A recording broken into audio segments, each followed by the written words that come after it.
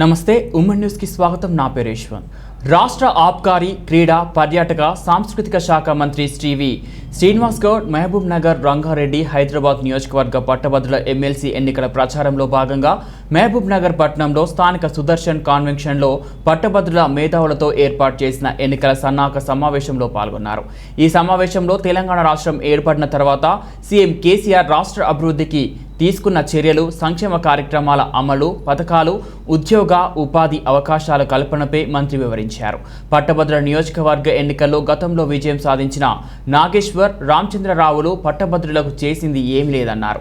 రాష్ట్రంలో అధికారంలో ఉన్న టీఆర్ఎస్ పార్టీ బలపరిచిన అభ్యర్థి శ్రీమతి సురభి వాణిదేవి గారిని గెలిపించాలని మంత్రి పట్టభద్రులకు విజ్ఞప్తి చేశారు. గత ప్రభుత్వాలు మహబూబ్ నగర్ జిల్లాను నిర్లక్ష్యం చేశారన్నారు. కేంద్రంలో అధికారంలో ఉన్న బీజేపీ ప్రభుత్వం తెలంగాణ రాష్ట్రానికి చేసింది ఏమీ లేదన్నారు. పాలమూరు, రంగారెడ్డి ఇరిగేషన్ ప్రాజెక్టులను జాతీయ ప్రాజెక్టుగా గుర్తించాలని మంత్రి శ్రీనివాస్ గౌడ్ డిమాండ్ చేశారు.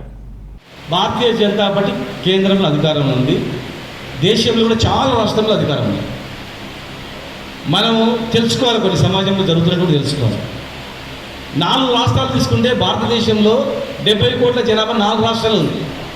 ఉత్తరప్రదేశ్ కానీ, బీహార్ కానీ, రాజస్థాన్ కానీ, కర్ణాటక కానీ లెక్క పెట్టి 70 కోట్ల ఉన్నటువంటి 4 రాష్ట్రాలలో ఏం రిక్రూట్మెంట్ అయిందని ఆలోచన చేసుకోవాలి. లేదు నెట్లో గూగుల్లో కొట్టి చూడండి. 20 కోట్ల జనాభా ఉన్నటువంటి ఉత్తరప్రదేశ్లో 19,575 ఉద్యోగాలను రిక్రూట్మెంట్ చేసి, రాజస్థాన్లో 8,470, బీహార్లో 6,300 చిల్లర. దేశంలో 4 రాష్ట్రాలు, సగం జనాభా ఉన్నటువంటి రాష్ట్రాల్లో వాళ్ళు ఏ రిక్రూట్మెంట్ చేయలేదు, గాలికి వదిలిపెట్టిండ్రు. ఇవాళ మేము తెలంగాణ రాష్ట్రంలో 1,30,000 ఉద్యోగాలు రిక్రూట్మెంట్ చేసామని చెప్పి బాసత్త డాక్యుమెంట్ ఇచ్చిన, మీరు ఆర్టీఐకి వేస్తే కూడా వస్తుంది. మొత్తం 1,30,000 ఉద్యోగాలు ఇస్తే వాళ్ళు ఏమంటారు, పబ్లిక్ సర్వీస్ కమిషన్ ద్వారా రిక్రూట్మెంట్ అయిన ఉద్యోగాలు అవి మాత్రమే లెక్క చెప్తున్నారు.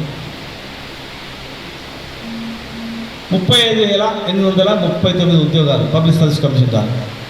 పోలీస్ రిక్రూట్మెంట్ ద్వారా 31,972, రెసిడెన్షియల్ ఎడ్యుకేషన్ ఇన్స్టిట్యూషన్ ద్వారా 3,623, పంచాయతీరాజ్ డిపార్ట్మెంట్ ద్వారా 9,355, ఆయుష్ డిపార్ట్మెంట్, మిగతా minority department 496, Singareni 13,000, RTC 5,000, power 8,000, మరి ఇట్లా 22,000 అదే ఎలక్ట్రిసిటీ డిపార్ట్మెంట్. 81,285 ఏమో Panchayati Raj, police, residential school, public service commission ద్వారా. పోలీసు మహబూబ్ నగర్ జిల్లాలోని కాంగ్రెస్ పార్టీ కార్యాలయంలో జరిగిన విలేకరుల సమావేశంలో మహబూబ్ నగర్ కాంగ్రెస్ అధ్యక్షుడు ఒబైదుల్లా కోత్వాల్ మాట్లాడుతూ, మహబూబ్ నగర్, రంగారెడ్డి, హైదరాబాద్ ఎమ్మెల్సీ ఎన్నికలను దృష్టిలో ఉంచుకొని కాంగ్రెస్ పార్టీ ఎన్నికల నిబంధనల ప్రకారం ఇంటింటి ప్రచారంలో పాల్గొనడం జరుగుతుంది. మరియు ప్రచారంలో భాగంగా మార్చి 7న క్రౌన్ గార్డెన్ ఫంక్షన్ హాల్లో ఎమ్మెల్సీ అభ్యర్థి చెన్నారెడ్డికి మద్దతుగా సమావేశం జరుగుతోంది. ఈ సమావేశానికి కాంగ్రెస్ వర్కింగ్ ప్రెసిడెంట్ రేవంత్ రెడ్డి హాజరవుతారని ఆయన తెలిపారు. ఆయన గ్రాడ్యుయేట్ మేధావులకు పెద్ద సంఖ్యలో సమావేశానికి హాజరు కావాలని విజ్ఞప్తి చేశారు. ఈరోజు మీరు అభియోగపడుతుంది, అధికార పార్టీలు బెదిరిస్తుండ్రు. పిఆర్సీ ఇచ్చేది మేమే, ఫిట్నెస్ ఇచ్చేది మేమే, ప్రతిదీ రేపిచ్చేది మేమే, ఐఆర్ ఇచ్చేది మేమే, కాబట్టి మాకు ఏ పని నష్టపోతుందని చెప్పేసి బెదిరిస్తుండ్రు. తెలంగాణ సమాజము ఓ పునాదులతో నిర్మాణ సమాజము. ఏ ఉద్యోగస్తులో తెలంగాణ సమాజంలో ఉన్నోళ్ళు దేనికో ఆశపడి ఈరోజు ఈ సమాజం నిర్మాణం చేసుకోలేదు. నేను ఉద్యోగస్తులకు విజ్ఞప్తి చేస్తున్నా, మా నాయకుడు అయితే పోటీ చేస్తున్న చిన్నారెడ్డి గారు ఆయన స్పష్టంగా చెప్పిండు, ఆయన మేనిఫెస్టోలో డిక్లేర్ చేసిండు, ఎన్నికైన తర్వాత 1 రోజు టైం ఇచ్చి ప్రభుత్వానికి 2వ రోజు నుంచి నిరుద్యోగ భృతి ఇవ్వకపోతే యువకులకు నేను అమానతి చేస్తానని చెప్పి మాట ఇచ్చిండు. పోరాట పంతను ఆయన ముందే ఈరోజు డిక్లేర్ చేసిండు. ఈ సీటు కాంగ్రెస్ పార్టీ అధికారం కొరకు అడగాల్సిన సీటు కాదు. ఈ సీటు ఎమ్మెల్సీ ఎన్నిక కాంగ్రెస్ పార్టీకి ఓటేస్తే రేపు మీ గొంతుకై నిలబడతా, మీ సమస్య సాధకులు పోరాడతా, మీ కొరకు అవసరం అమలు దీక్ష చేస్తానని చెప్పిన నాయకుడు మా నాయకుడు. అవతల నాయకులు గతంలో బీజేపీకి పోటీ చేసిన నాయకుడు రామచంద్రరావు. వాళ్ళు కేవలము ఈరోజు ఓ మతం మీద ఆధారపడి కేవలం మతాన్ని నమ్ముకొని మా భావజాలం అదని చెప్పి ముందుకెళ్తుండ్రు.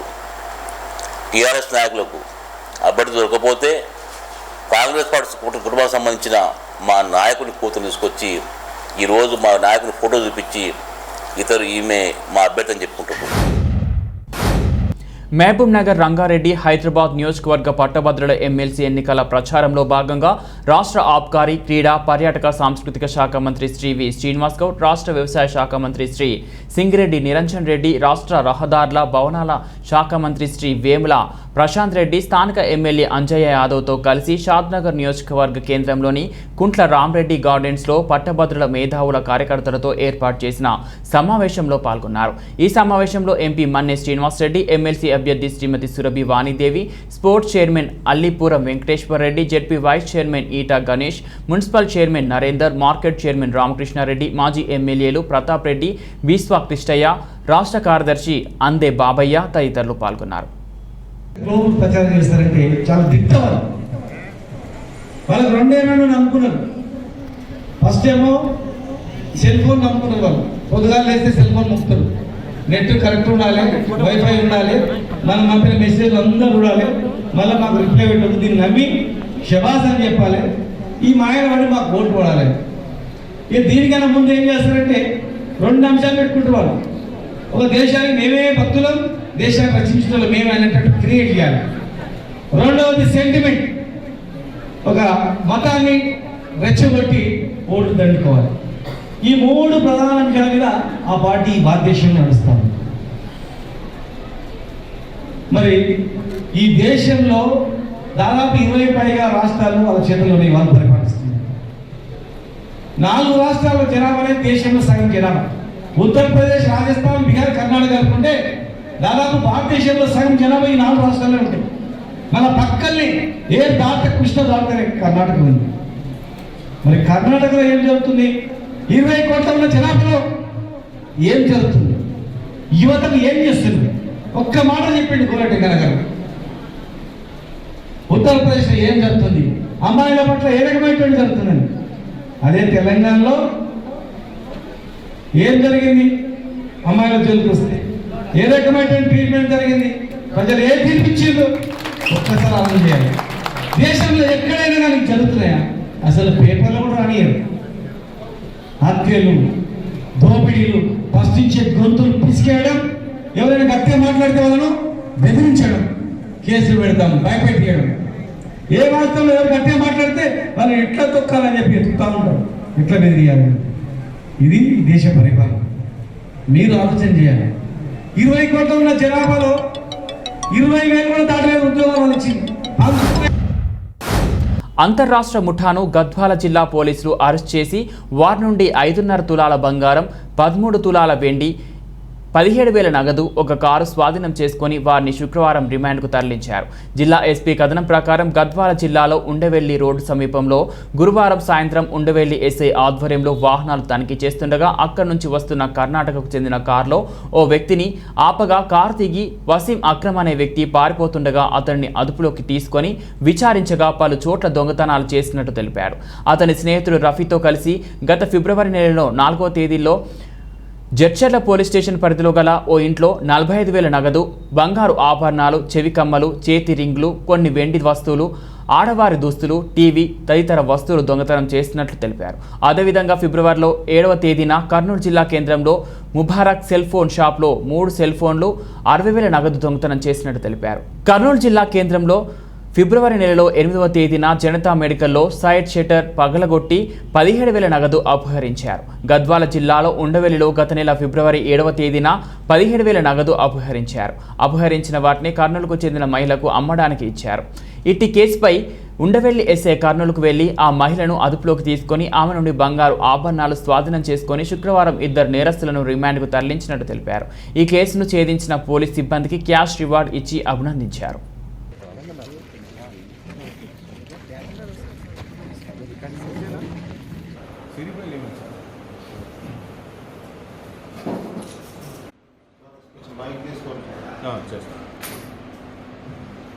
గద్వాల్ జిల్లాలో పనిచేస్తున్నటువంటి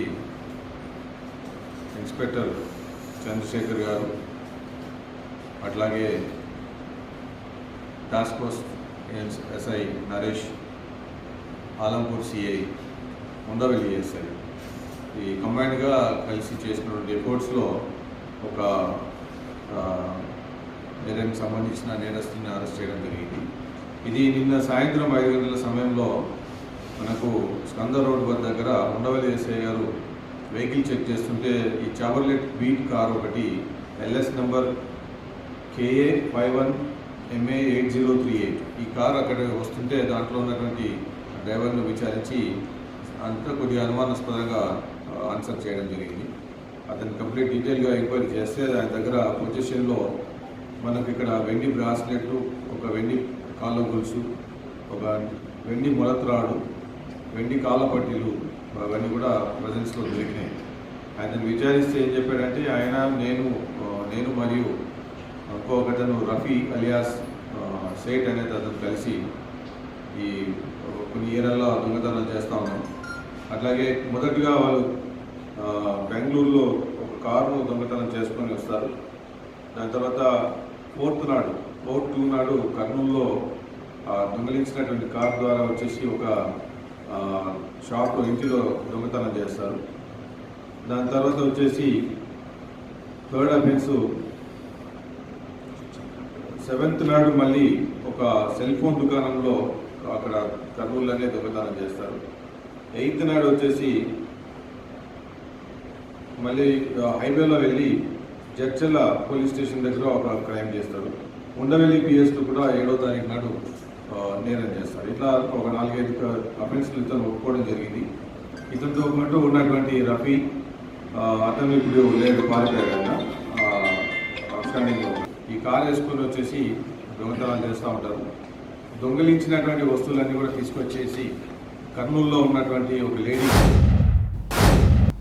కొత్తకోట మున్సిపాలిటీ పరిధిలోని 14, 15వ వార్డుల్లో కౌన్సిలర్ శ్రీమతి పద్మ అయ్యన్న, ఖాజా మైనుద్దీన్ ఆధ్వర్యంలో హైదరాబాద్, రంగారెడ్డి, మహబూబ్ నగర్ జిల్లాల పట్టభద్రుల ఎమ్మెల్సీ ఎన్నికల ప్రచారంలో ఇంటింటికి గడప గడపకు వెళ్లి ప్రచారం చేసిన కొత్తకోట మండలం తెరాస ఎన్నికల ఇన్ఛార్జ్ అడ్డాకుల జెడ్పీటీసీ నల్లమద్ది రాజశేఖర్ రెడ్డి గారి ఆధ్వర్యంలో కొత్తకోట మండల నాయకులు, కొత్తకోట పట్టణ నాయకులు, తెరాస శ్రేణులు ఈ సందర్భంగా అడ్డాకుల జెడ్పీటీసీ నల్లమద్ది రాజశేఖర్ రెడ్డి గారు మాట్లాడుతూ పట్టభద్రుల ఎమ్మెల్సీ ఎన్నికల ప్రచారంలో భాగంగా శ్రీమతి సురభి వాణిదేవి గారికి మొదటి ప్రాధాన్యత ఓటు వేయాలని కోరడం జరిగింది.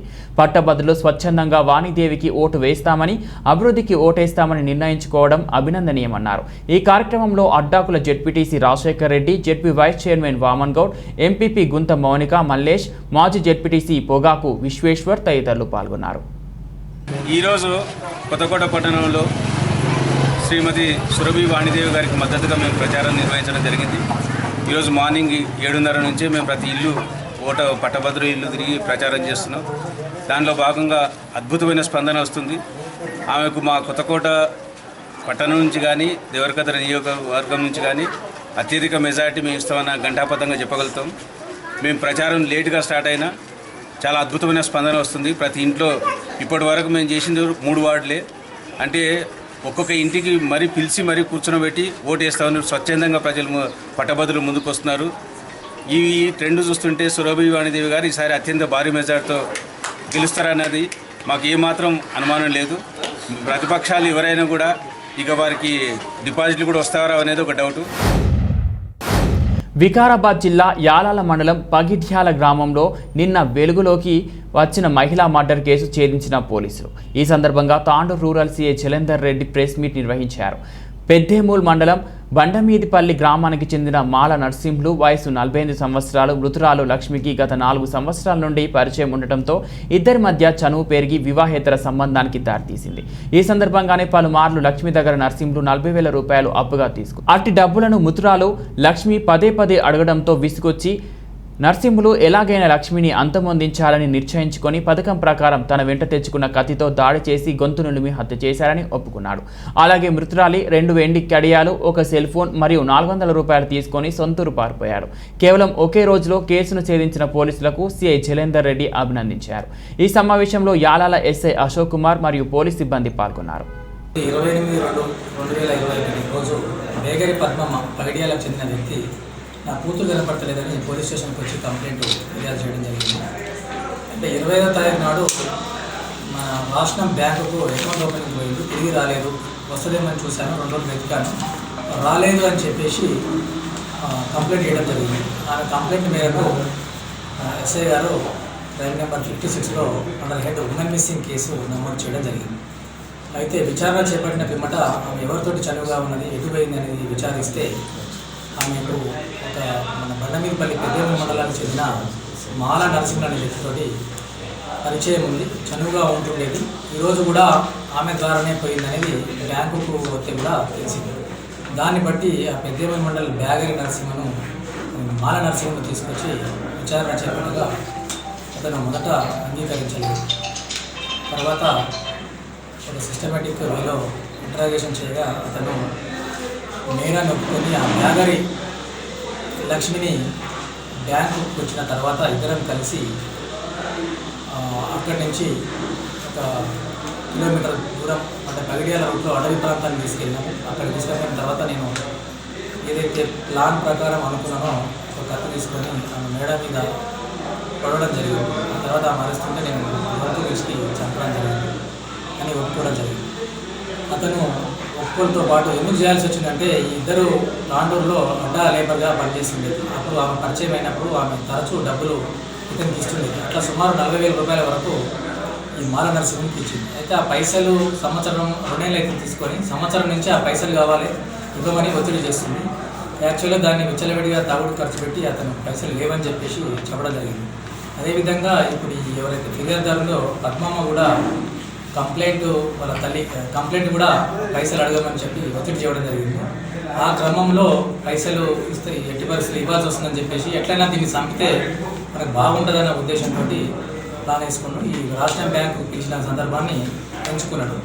ఆ అటవీ ప్రాంతాన్ని తీసుకుని పొడిచి చంపేసి ఆమె ఒంటి మీద ఉన్న 2 కడియాలు, చేతికున్న ఒక కడియం, ఆమె దగ్గర ఉన్న ఒక ఫోన్ తీసుకొని తిరిగి రాష్ట్రానికి వెళ్ళి అక్కడి నుంచి ఆర్టీసీ బస్ ద్వారా తిరిగి తాండూరుకి వచ్చి పెద్దేమూరు వాళ్ళ విలేజ్కి వెళ్ళడం జరిగింది. అదేవిధంగా నేరస్తుని ఒప్పుకోల మీద మేము దీన్ని మర్డర్ కేసుగా ఆల్టర్ చేసి ఆ బాడీని కూడా టేస్ట్ చేసి ఆ బాడీ వాళ్ళ అమ్మకు చూస్తే ఆ బాడీ దగ్గర ఉన్న మన ఆధార్ కార్డు, తర్వాత చీర అవన్నీ గుర్తుపట్టి మా అమ్మాయి అని చెప్పి గుర్తుపట్టడం జరిగింది. ఇవే బులెటిన్ అప్డేట్స్, మరో బులెటిన్లో మళ్ళీ కలుద్దాం. అంతవరకు సెలవు, నమస్తే.